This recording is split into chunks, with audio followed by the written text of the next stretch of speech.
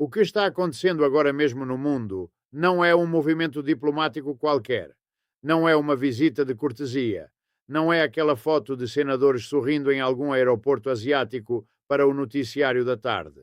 O que está acontecendo nesta semana, enquanto os Estados Unidos travam uma guerra ativa contra o Irã e enquanto a China observa cada detalhe a partir de Pequim, é um dos momentos geopolíticos mais carregados de tensão que vimos em décadas.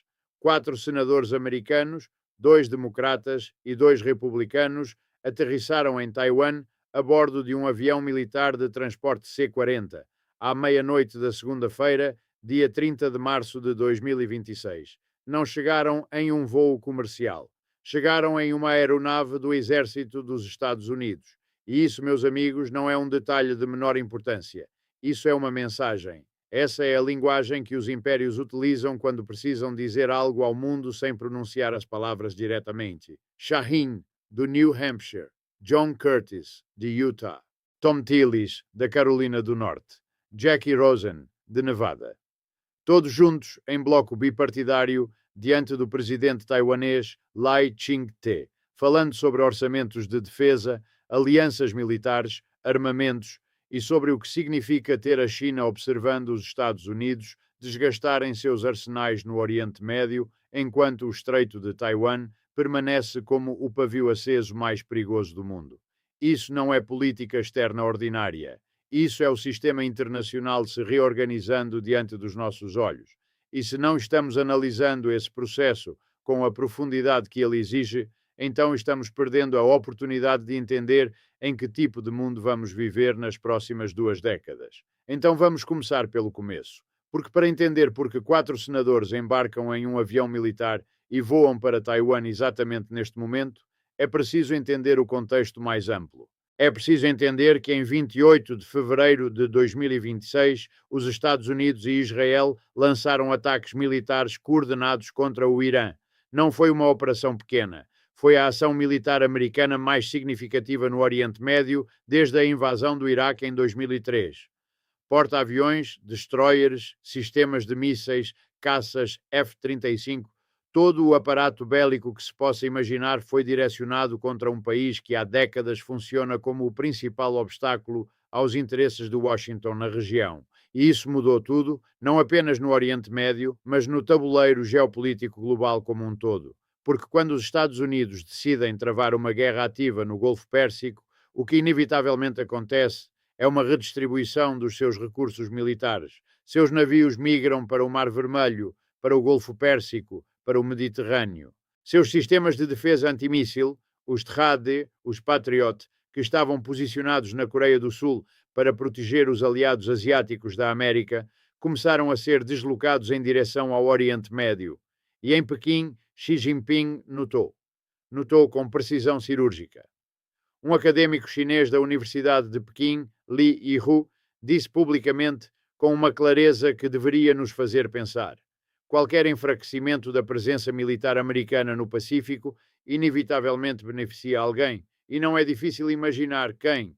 Esse alguém é a China. Esse alguém é o Partido Comunista Chinês, que há décadas repete ao mundo que Taiwan é uma província rebelde que um dia voltará à pátria-mãe, pela paz ou pela força. E é aqui que a história começa a ficar verdadeiramente interessante, porque a China não é um ator passivo em tudo isso. A China é um ator que está calculando, observando, aprendendo. O Exército Popular de Libertação está acompanhando em tempo real como os Estados Unidos utilizam suas armas contra o Irã. Está analisando o desempenho real dos F-35 em combate. Está estudando como os sistemas de defesa antimíssil de origem americana responderam aos ataques iranianos.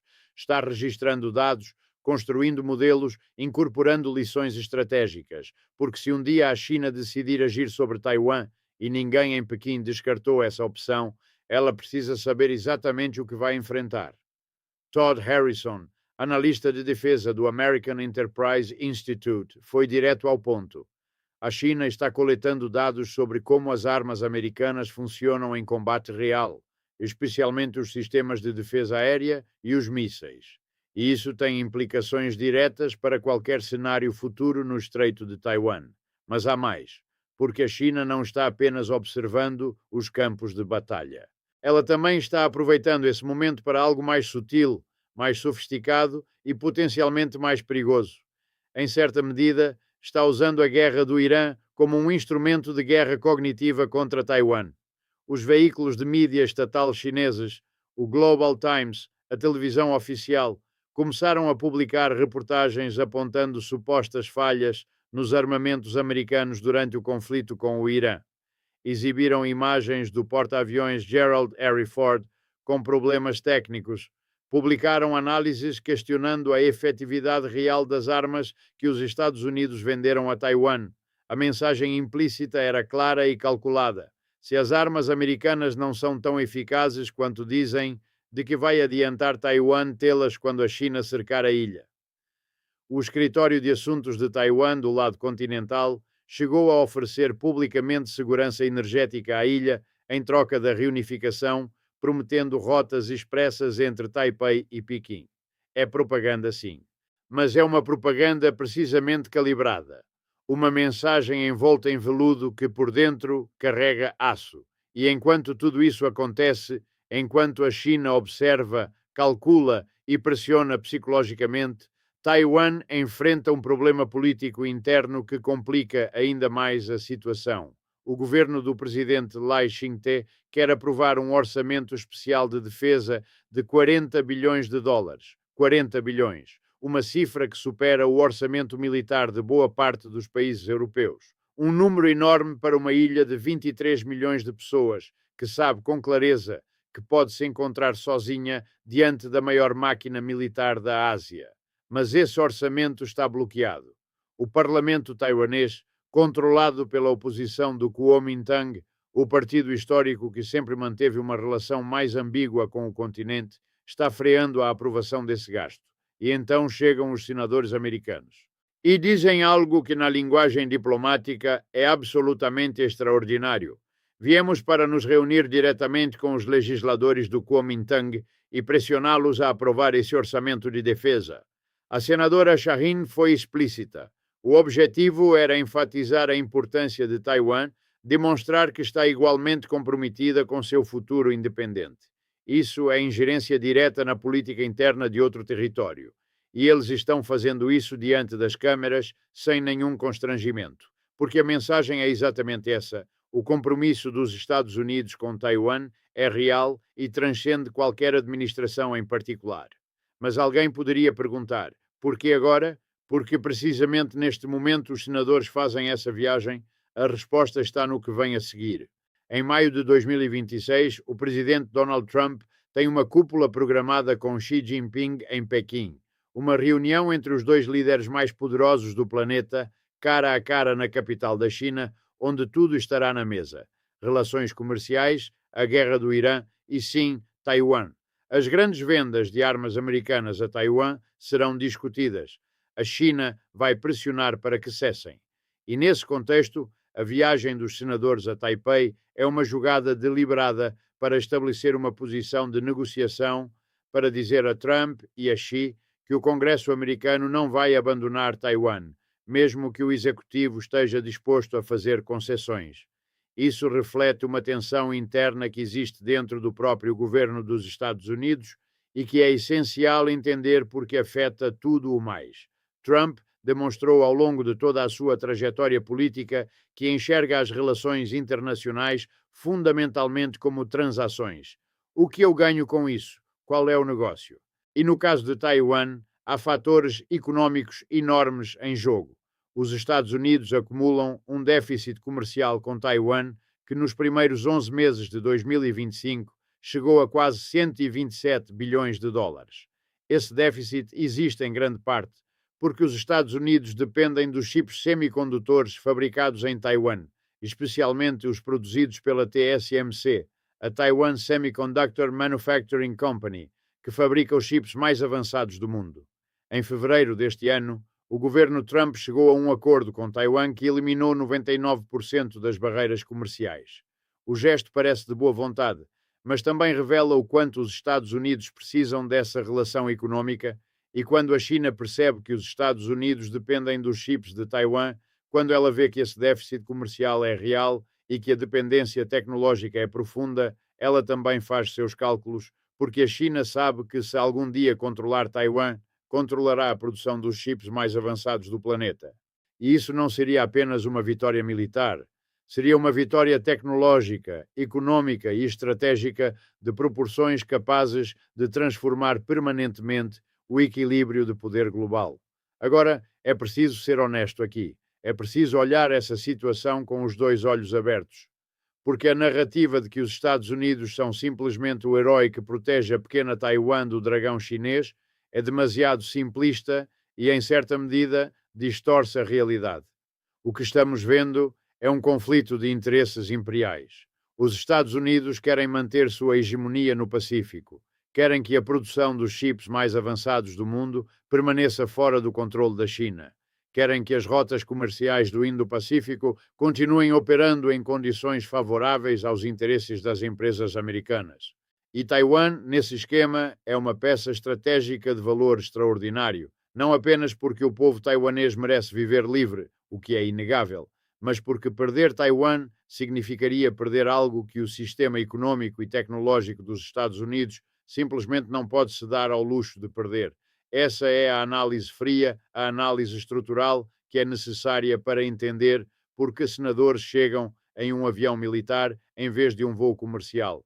E então há a China que tem sua própria narrativa, sua própria lógica, suas próprias contradições. Pequim compra aproximadamente 90% das exportações de petróleo do Irã no mercado global. Quando os Estados Unidos e Israel atacaram o Irã e o Estreito de Hormuz foi fechado. Isso atingiu diretamente os interesses energéticos chineses.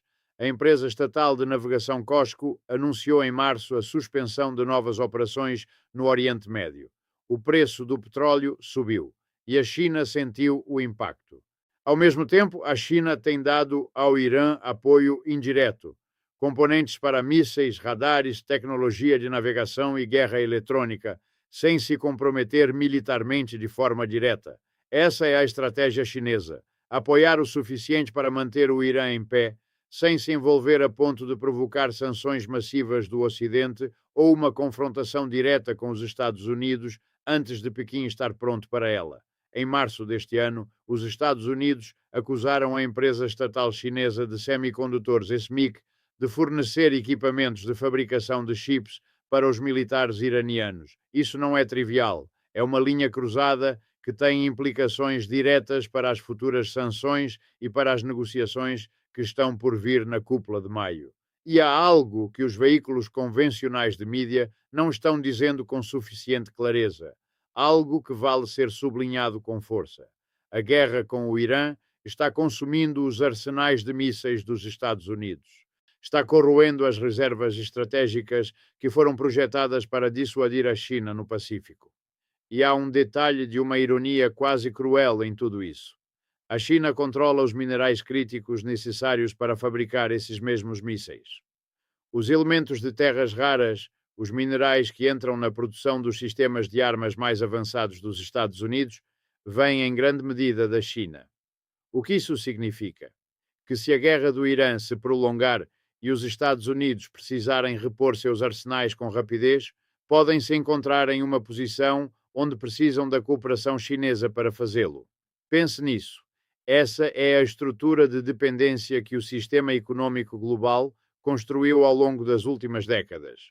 O adversário estratégico mais provável em um cenário de guerra futura também controla uma parte fundamental da cadeia de suprimentos necessária para esse mesmo conflito futuro. Isso não é acidente. É o resultado de décadas de globalização, de décadas de decisões corporativas orientadas a maximizar lucros de curto prazo, sem considerar as consequências geopolíticas de longo prazo.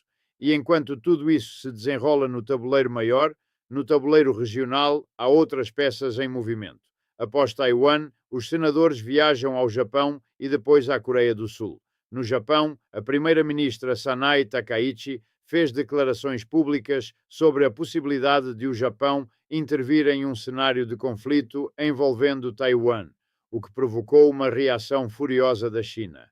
Pequim desdobrou o porta-aviões Liaoning e 4 destroyers do tipo 055 em dezembro de 2025 como resposta direta. Passou a excluir empresários japoneses de fóruns econômicos em Pequim. Rebaixou o tom diplomático. A relação sino-japonesa está se deteriorando de forma acelerada. O Japão está finalizando seu livro azul diplomático para 2026 e, segundo vazamentos, planeja rebaixar a descrição da China de uma de suas relações mais importantes para um enquadramento significativamente mais cauteloso. Isso é enorme.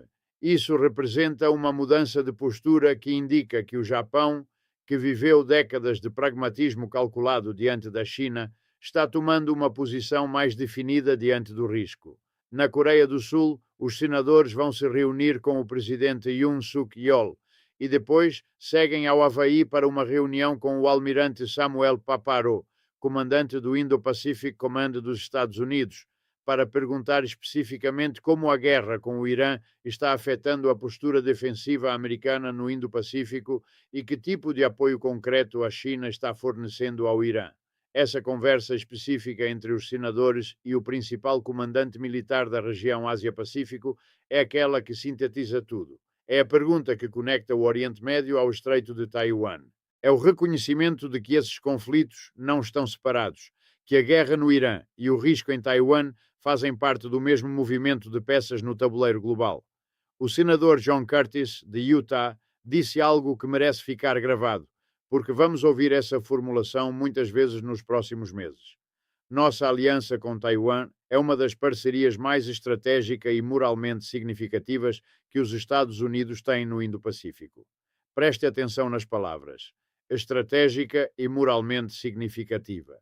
Essas duas palavras juntas são um esforço deliberado de ancorar a política externa em uma linguagem de valores, não apenas de interesses. Porque na política americana, especialmente diante de uma opinião pública cansada de guerras, que vê seus filhos sendo enviados ao Oriente Médio, que sente os preços subirem por causa do fechamento do Estreito de Hormuz, você precisa ser capaz de justificar suas posições internacionais não apenas com argumentos de realpolitik, mas com argumentos morais. E Taiwan, que há décadas funciona como uma democracia plena, com eleições livres, liberdade de imprensa, todos os atributos de uma sociedade aberta, é exatamente o tipo de ator que permite aos Estados Unidos fazer esse argumento com alguma credibilidade. Mas, ao mesmo tempo, e isso é crucial, há tensões internas dentro dos próprios Estados Unidos que não podemos ignorar. O mesmo senador Curtis disse algo que também merece atenção. Descreveu a relação com a China como um casamento que precisa de terapia de casal, mas não de divórcio. Disse que não há mundo em que estamos seguros sem uma boa relação com a China. E isso reflete algo concreto.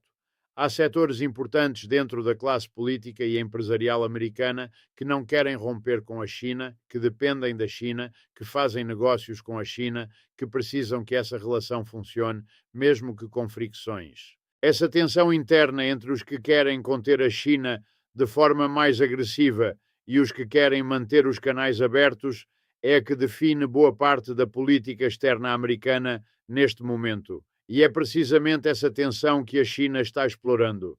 Porque quando a China percebe que os Estados Unidos não são um bloco monolítico diante dela, quando vê que há vozes em Washington dizendo que não se deve provocar demais, isso cria espaço. Espaço para pressionar um pouco mais. Espaço para continuar construindo sua capacidade militar. Espaço para seguir expandindo sua presença no Indo-Pacífico, no Mar do Sul da China, na África, na América Latina. E o jogo que a China está jogando é de longo prazo, de uma forma que às vezes é difícil de processar para quem vive em culturas de ciclos eleitorais de 4 anos. A China pensa em décadas. Xi Jinping declarou que quer ter a capacidade de reunificar Taiwan antes de 2049, o centenário da fundação da República Popular. Isso dá à China ainda mais de 20 anos para construir sua capacidade militar, para pressionar economicamente, para esperar que a vontade política dos Estados Unidos se erosione, para aguardar alguma crise interna em Washington que distraia a atenção do Pacífico, e então agir no momento certo.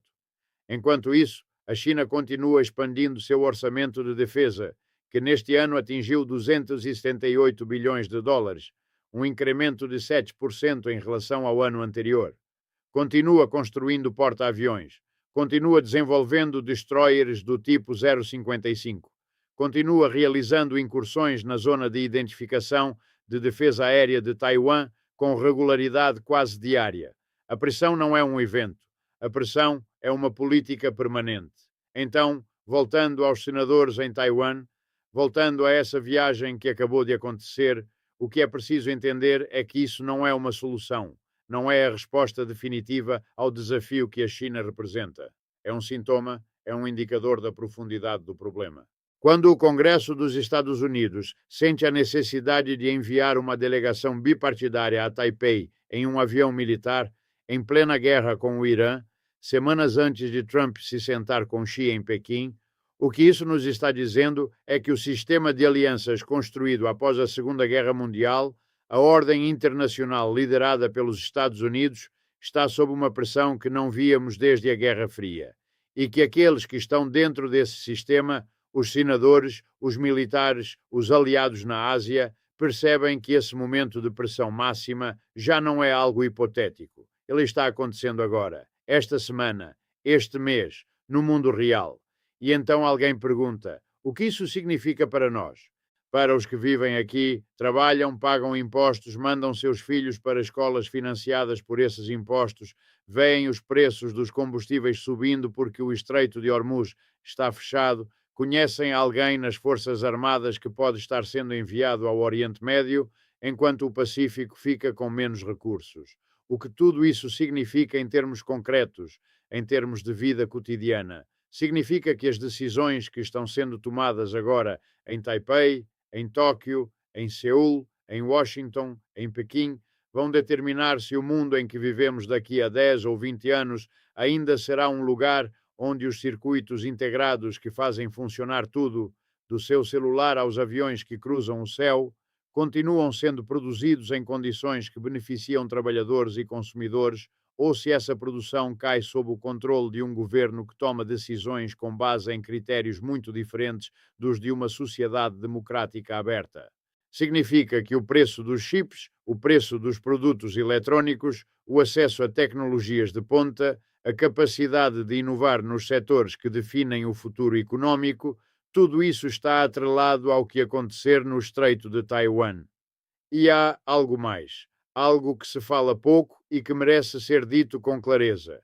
Neste momento de redistribuição do poder global, os países da América Latina e as comunidades latinas dentro dos Estados Unidos não são espectadores neutros. Somos parte do tabuleiro. A Venezuela já foi intervida, o Irã já foi atacado e a China, que investiu volumes enormes de recursos em infraestrutura, portos e recursos naturais por toda a América Latina nos últimos 20 anos, está observando como os Estados Unidos gerenciam essas crises e tirando suas próprias conclusões sobre o quanto Washington é comprometido, coerente e confiável como potência hegemónica.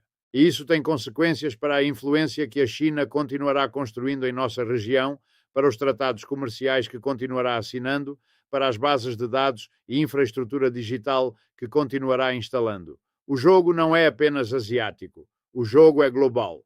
E nós, os latinos nos Estados Unidos, os que têm família no México, na Colômbia, na Venezuela, na Argentina, no Brasil, precisamos entender essas conexões, porque elas afetam diretamente as condições em que vivem nossas famílias e nossas comunidades dentro e fora deste país.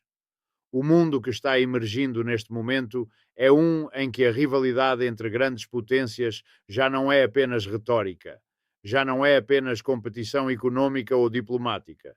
É uma rivalidade com dimensões militares ativas, com consequências para quem controla quais tecnologias, para quem define as regras do comércio internacional, para quem decide qual moeda é usada nas transações globais, para quem tem acesso aos recursos energéticos do planeta.